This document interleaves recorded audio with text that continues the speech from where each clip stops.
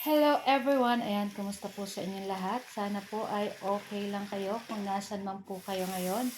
At for today's video ay tara, samahan niyo po ako magluto nitong ating isa na namang napakasarap na ulam. Walang iba kundi itong ating ginisang sayote. Nalalawakan po natin yan na pork giniling and meron din po tayong fried na ah, pork chop. Ayan, so crispy yung ating pork chop.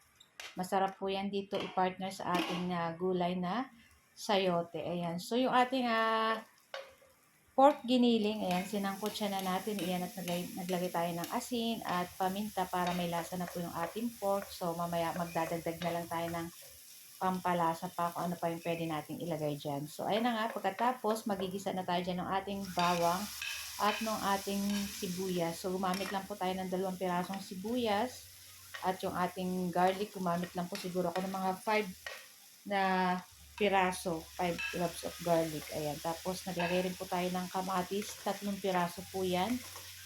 Pig-slice ko lang ng ganyan.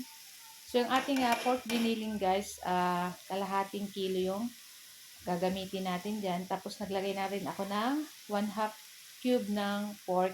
Tapos, naglagay uli ako ng paminta. So, kayo na lang pong bahalang adjust kung ano po yung gusto nyong ilagay. So, naglagay rin po ako ng konting toyo, konting-konti lang para hindi mag-super dark yung sabaw ng ating lulutuin na pork giniling. Ayan, halu-haluin lang po natin iyan.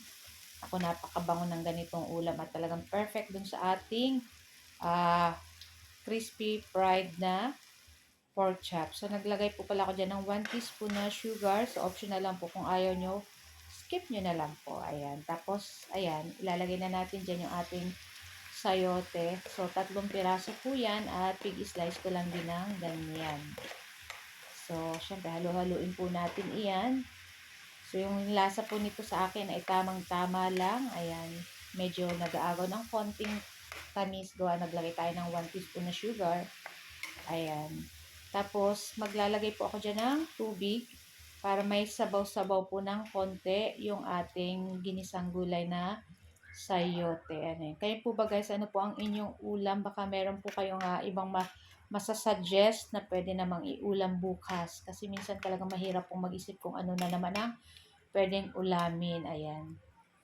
So, at ilang minuto lang nating lulutuin yung ating sayote para dapat yung ating sayote hindi natin maluto masyado. Dapat half cook lang para pag kinain natin medyo ma-crunchy-crunchy pa. Ayan. So, tikman natin at tamang-tama na okay na para sa akin yung ganitong lasa. At ayan, meron na rin tayo dito mainit na kanin na sinaing. Ayan. So, ready na rin po ang aming napakasarap na ulam for today's video. Itong ating ginisang sayote with pork giniling at yung ating crispy fried pork chop. So, guys, thank you for watching and see our next video. Ciao! Sarap!